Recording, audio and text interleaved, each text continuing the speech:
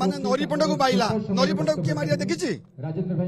ନରିପଣ୍ଡକୁ ବାଡେଇବା କିଏ ଦେଖିଛି ନରିପଣ୍ଡା କହୁଛନ୍ତି କି ନରିପଣ୍ଡାକୁ ବାଡେଇବା କିଏ ଦେଖିଛି ଆପଣ ଭିତରୁ କହିଲେ ଦେଖିବା ନିଶ୍ଚିତ ଦୋଷୀ ଯେ ସାବ୍ୟସ୍ତ ହବ ସେ କାର୍ଯ୍ୟାନୁଷ୍ଠାନ ହବ ଦୋଷୀ ତ ଏପର୍ଯ୍ୟନ୍ତ ସାବ୍ୟସ୍ତ କେହି କରିପାରି ନାହାନ୍ତି ସେ ଦୋଷୀ ହେବେ କେମିତି କାରଣ କିଏ ସତ କହୁଛି ଆପଣ ମାନେ ତାକୁ ପରୀକ୍ଷା କରି ଦେଖିବାକୁ ଜାଣିପାରୁନାହାନ୍ତି ଗୋଟା ଖାଲି ଗୋଟିଏ ପ୍ରଯୋଜକ ନାଁରେ ଭାବୁଛି ଆଉ ଗୋଟେ କିଛି ନାହାନ୍ତି ଖାଲି ନାଣ୍ଡୁ ଦଳ କାରଣ କାହିଁ ସେ ଗୋଟେ ତାର ଯେ ଅସୁବିଧା ପଡିଛି ଏବଂ ତାକୁ ସମସ୍ତେ ତାକୁ ହିଁ ତାକୁ ଅସୁବିଧାଟାକୁ ଇଏ କରୁଛନ୍ତି କିନ୍ତୁ ଆଉ କଣ କେହି ଅସୁବିଧା କରୁନାହାନ୍ତି କଳାକାରଠୁ କଣ କିଏ ବେଶୀ ଅସୁବିଧା କରୁଛି ଅସୁବିଧା ପରା ଏଇ ମାନେ ନରିପଣ୍ଡକୁ ବାଇଲା ନରିପଣ୍ଡକୁ କିଏ ମାରିବା ଦେଖିଛି ନରିପଣ୍ଡକୁ ବାଡେଇବା କିଏ ଦେଖିଛି ନରିପଣ୍ଡା କହୁଛନ୍ତି କି ନରିପଣ୍ଡାକୁ ବାଡେଇବା କିଏ ଦେଖିଛି ଆପଣ ଭିତରୁ କହିଲେ ଦେଖିବା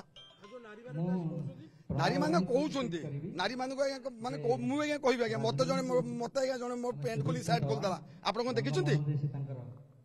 ଆପଣ ଦେଖିଛନ୍ତି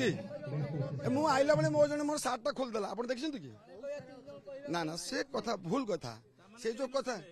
ନା ପୋଲିସ କୋର୍ଟ ନ୍ୟାୟ ଅଛି ସିଏ ତାର ବିଚାର କରିବ ଆଉ ବିଚାରକୁ ଠିକ ଜାଗାରେ ଠିକ ଜାଗା ଶାସ୍ତି ଦବ ଆମେ ଖାଲି ଅନ୍ୟଶ୍ରୀ ତା ଭିତରେ ଆଲୋଚନା କରିକି ଟାଇମ ନଷ୍ଟ କରୁଛେ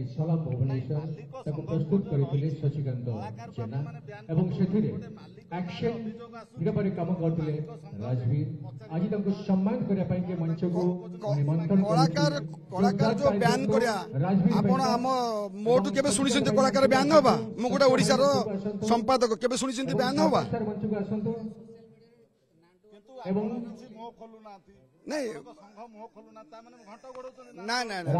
ମୁହଁ ଖୋଲିବା ସେମିତି ସମୟ ଆସିଲେ ଯାତ୍ରା ଯେହେତୁ ଶେଷ ପର୍ଯ୍ୟାୟ ହେଲାଣି ସମୟ ଆସିଲେ ମୁହଁ ଖୋଲା ହବ ଆଉ ଏମିତି ମୁହଁ ଖୋଲା ହବ